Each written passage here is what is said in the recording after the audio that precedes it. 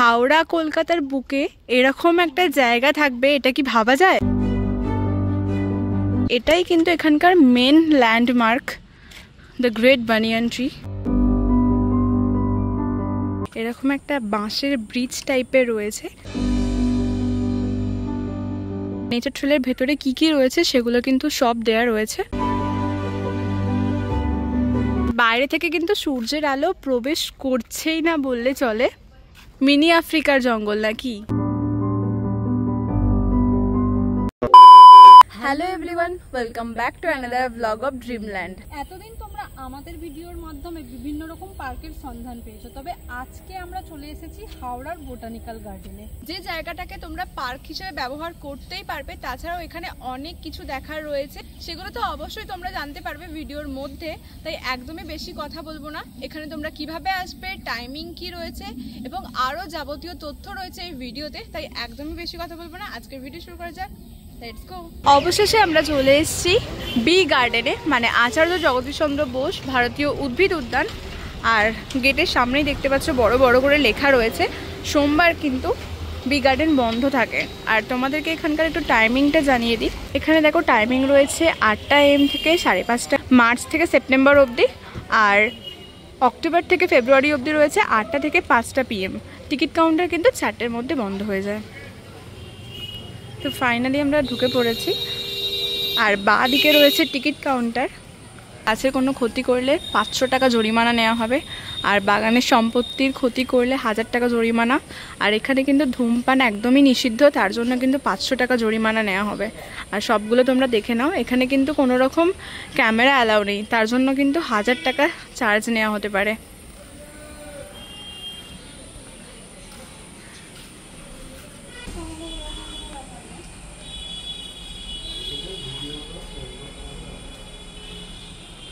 সামনের যে রাস্তা দিয়ে হাঁটছি, মানে গোটা রাস্তাতে কিন্তু যত রকমের গাছ রয়েছে প্রত্যেকটা গাছের নাম লেখা রয়েছে।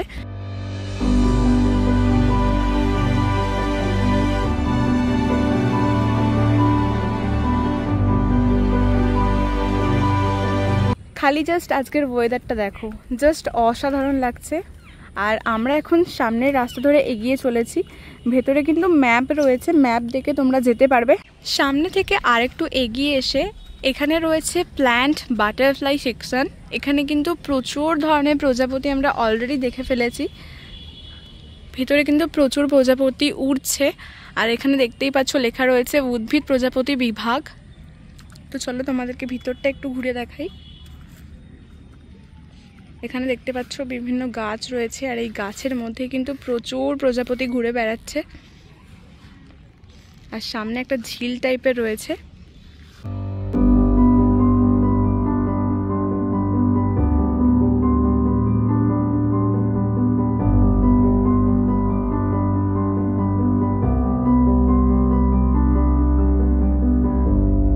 প্ল্যান্ট বাটারফ্লাই সেকশন থেকে আমরা আরেকটু এগিয়ে এসেছি। এখানে দেখতে পাচ্ছ রয়েছে লিরাম লেক, যেখানে কিন্তু বিভিন্ন ধরনের ওয়াটার লিলিস রয়েছে, মানে লেখা তো রয়েছে। এখানেও দেখতে পাচ্ছ বিভিন্ন ধরনের ওয়াটার লিলি রয়েছে, কিন্তু একটাও ফুল ফুটে নেই, যেহেতু এখন বর্ষাকাল। শীতকালে এলে কিন্তু এখানে প্রচুর ফুল দেখা যায়। জাস্ট অসাধারণ লাগছে। আর প্রত্যেকটা রাস্তার সাইডে কিন্তু বসার জায়গা রয়েছে, প্লাস ডাস্টবিন রয়েছে। আর এখানে মানে এই বোটানিক্যাল গার্ডেনের ভিতরে কিন্তু প্লাস্টিক অ্যালাউ নেই, প্লাস্টিক নিয়ে কোনোভাবেই ভিতরে ঢোকা যাবে না। আর সাইডে দেখতে পাচ্ছ বসার জায়গা রয়েছে, প্লাস কাপেলরা এসে এখানে বসেও রয়েছে, টাইম স্পেন্ড করছে। আমরা জাস্ট মেন গেট থেকে ভেতরের দিকে ঢুকলাম। আর এখানে দেখতে পাচ্ছ অ্যারো দিয়ে সমস্ত জায়গাগুলো লেখা রয়েছে, মানে কোন দিকে গেলে কি কি পাওয়া যাবে। এদিকে গেলেও তোমরা অনেক কিছু পাবে, বাট আমরা এখন সোজা হাঁটবো। সোজা হাঁটলেই কিন্তু আমরা পাবো nature trail plus banyan tree. আর এই যে সামনের জায়গাটা, এই জায়গাটা কিন্তু অসাধারণ লাগে। আগের বারেও এসেছিলাম, জায়গাটা জাস্ট অসাধারণ। এরকম ঝোপঝোপ কাটা গাছ টাইপের রয়েছে। এই গাছগুলোয় কিন্তু কাঁটা রয়েছে, এগুলো দেখতে পাচ্ছ কাঁটা। তো চলো সামনের দিকে যাওয়া যাক। সামনে একটা ছোট ব্রিজ মতো ছিল, আর তার পাশে ছিল অফিস অফ এজিসি বোস। সেখান থেকে এগিয়ে এলাম। এদিকে একটা মোড় মতো পড়ছে দেখতে পাচ্ছ। তার ঠিক ডান দিক দিয়ে আমরা এগোচ্ছি। নেচার ট্রেলের দিকে। এখান থেকে এখনও কিন্তু গুগল ম্যাপ দেখাচ্ছে 5 মিনিট আমাদেরকে হাঁটতে হবে, তারপরে কিন্তু আমরা পৌঁছাবো নেচার ট্রেলে। তোমাদেরকেও আমরা ভিডিওর ডেসক্রিপশনে গুগল ম্যাপের লিঙ্ক শেয়ার করে দেব, সেখানটা দেখে কিন্তু তোমরা নেচার ট্রেলে পৌঁছে যেতে পারো। চলে এসছে কিন্তু আমরা নেচার ট্রেলের একদম সামনে।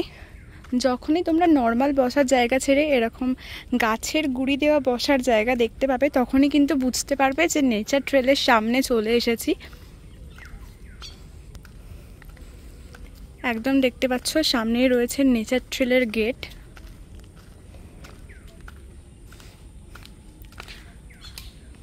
এই রয়েছে নেচার ট্রেলের মেন গেট। আর এখানে দেখতে পাচ্ছ নেচার ট্রেল প্রকৃতির পথ। এখানে আমরা কি কি দেখতে পাবো, মানে নেচার ট্রেলের ভেতরে কি কি রয়েছে সেগুলো কিন্তু সব দেয়া রয়েছে।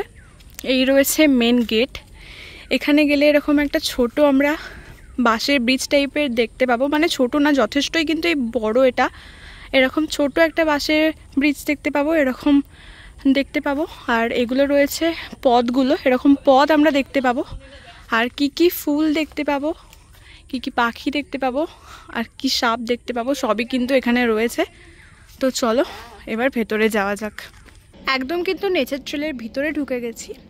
আর সামনেই রয়েছে পঞ্চবটি পথ, মানে এই যে সরু রাস্তাটা রয়েছে এই পথটার নাম রয়েছে পঞ্চবটি পথ।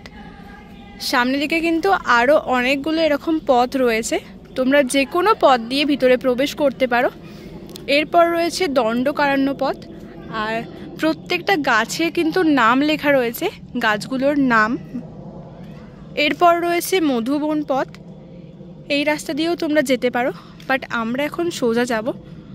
সোজা এরকম একটা গাছের গুঁড়ি দিয়ে সুন্দর পাড়া জায়গা করা রয়েছে, এখানে কিন্তু তোমরা ফটোও তুলতে পারবে। চারিদিকে প্রচুর প্রচুর গাছ রয়েছে। আর জাস্ট দেখো, বাইরে থেকে যাই ভিতরে ঢুকলাম, পুরো পরিবেশটা কিন্তু পাল্টিয়ে গেল। পুরো শান্ত আর ঠান্ডা, একটা অদ্ভুত ঠান্ডা হয়ে গেল না ভেতরটা পুরো গাছের মধ্যে। মানে বাইরে থেকে কিন্তু সূর্যের আলো প্রবেশ করছেই না বললে চলে। মিনি আফ্রিকার জঙ্গল নাকি? হাওড়া কলকাতার বুকে এরকম একটা জায়গা থাকবে, এটা কি ভাবা যায়? যারা প্রকৃতি প্রেমী তাদের জন্য তো একবার অবশ্যই এখানে আসা উচিত, অন্তত এই নেচার ট্রেলটাতে তো অবশ্যই। পরে দেখতে পাচ্ছ এখানে রয়েছে কাম্যকবন পথ, এখান দিয়েও তোমরা যেতে পারবে, বাট আমরা সোজা এগোবো। এটা রয়েছে চিত্রকূট পথ, আমরা চিত্রকূট পথ ধরে এখন এগোচ্ছি। আর জাস্ট দেখো কতটা সুন্দর লাগছে চারিদিকটা। আর দেখতেই পাচ্ছ প্রত্যেকটা গাছে কিন্তু আলাদা করে নাম লেখা রয়েছে।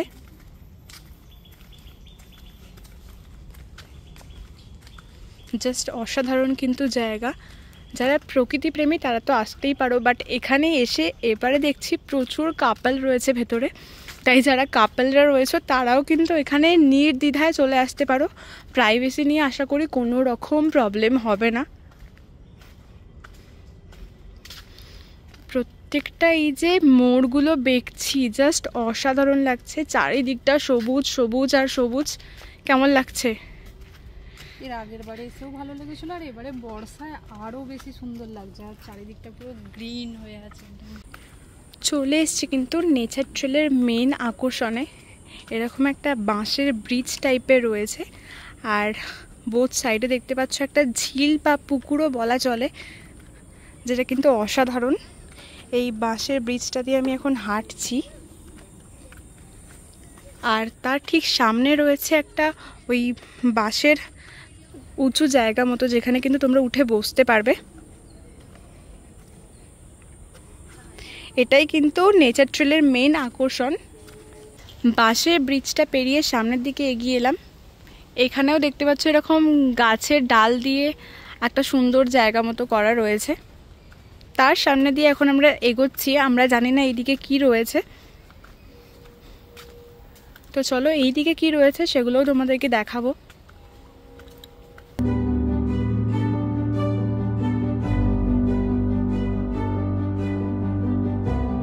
সামনের পথ ধরে আমরা এগিয়ে এলাম। এই রাস্তা দিয়ে গেলে কিন্তু আমরা একদম নেচার ট্রেলের বাইরে বেরিয়ে যাব। আর এই যে রাস্তাটা রয়েছে এই রাস্তা দিয়ে কিন্তু আমরা আরও একটা ওই ছোট ব্রিজ টাইপের কাঠে পেয়েছি। এখানে একটা ছোট কাঠের ব্রিজ টাইপের রয়েছে দেখতে পাচ্ছ, আর এর নিচে জল রয়েছে। এখান দিয়ে কিন্তু যে রাস্তাটা রয়েছে এই রাস্তাটা ধরে গেলেও কিন্তু আমরা নেচার ট্রেলের বাইরে বেরিয়ে যাব। আর এই সামনেটায় কিন্তু পুরোপুরি জল রয়েছে।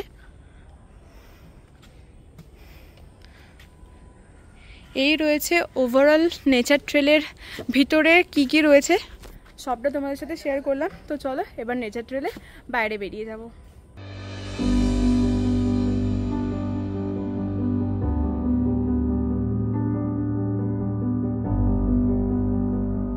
ফাইনালি আমরা বোটানিক্যাল গার্ডেনের নেচার ট্রেল থেকে বেরিয়ে এলাম, আর এখন আমরা যাচ্ছি বোটানিক্যাল গার্ডেনের সব থেকে আশ্চর্যজনক জায়গায়, যেখানে রয়েছে 250 বছরেরও বেশি পুরনো বানিয়ান ট্রি বা বট গাছ। আর বট গাছগুলো জাস্ট কতটা বিশাল, আর তাদের শিকড় তো মেন শিকড় যেটা সেটা খুঁজে পাওয়া যায় না, যেহেতু গাছ এত ছাড়িয়ে গেছে।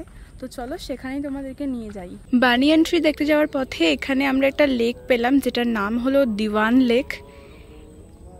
দিওয়ান লেকে যে এই বড় বড় পাতাগুলো দেখছো এটা হলো জায়ান্ট ওয়াটার লিলি।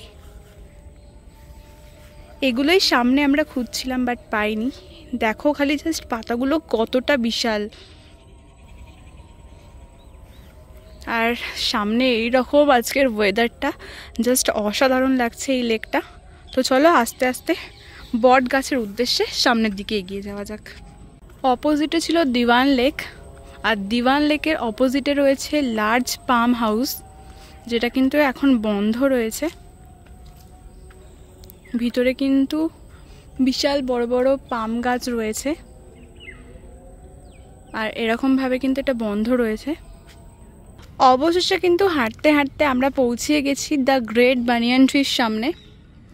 আর এখানটা দেখতে পাচ্ছ পুরোটাই কিন্তু পাঁচিল দিয়ে ঘেরা রয়েছে, ভেতরে কিন্তু প্রবেশ করতে দেওয়া হয় না। আর যে মেন বটগাছের যে শিকড় সেটা কিন্তু এখন আর খুঁজে পাওয়া যায় না, যেহেতু প্রচুর গাছ চারিয়ে গেছে দেখতে পাচ্ছ। ভিতরে আগে প্রবেশ করতে দেওয়া হতো, এখন প্রবেশ করতে দেওয়া হয় না। আর সামনে কিন্তু বড় বড় করে লেখা রয়েছে the great banyan tree is one of the greatest attraction and landmark of Acharya Jagadish Chandra Bose. মানে এটাই কিন্তু এখানকার main landmark, the great banyan tree.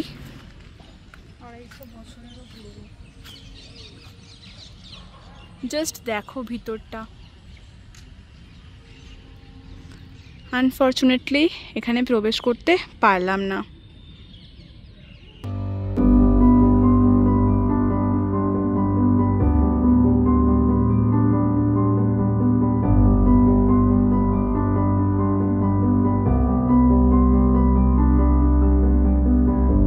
Banyan tree দেখে এখন আমরা বেরিয়ে যাচ্ছি বোটানিক্যাল গার্ডেন থেকে। আর তোমাদেরকে দেখাই এই সাইডে কিন্তু রয়েছে গঙ্গা, যেটা রিভার হুগলি বলে অ্যারো দেওয়া ছিল। এখানটা কিন্তু পুরোটাই ঘেরা রয়েছে, বাইরে কোনোভাবেই যাওয়া যাবে না। আর এরকম প্রত্যেকটা সাইডে বসার জায়গা রয়েছে, যেখান থেকে বসে তোমরা গঙ্গার ভিউটা এনজয় করতে পারবে, প্লাস গঙ্গার সুন্দর ফুরফুরে হাওয়াও খেতে পারবে। আর অনেক হাঁটাহাঁটি করার পর ক্লান্ত হয়ে গেলে এরকম সুন্দরভাবে বসতেও পারবে।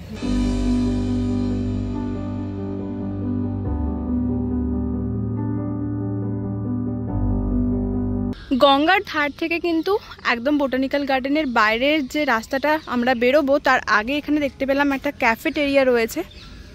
দেখতে পাচ্ছ ভিতরেও কিন্তু সিটিং অ্যারেঞ্জমেন্ট রয়েছে, বাইরেও কিন্তু প্রকৃতির হাওয়া খেতে খেতে তোমরা এখানে বসেও খাবার খেতে পারবে।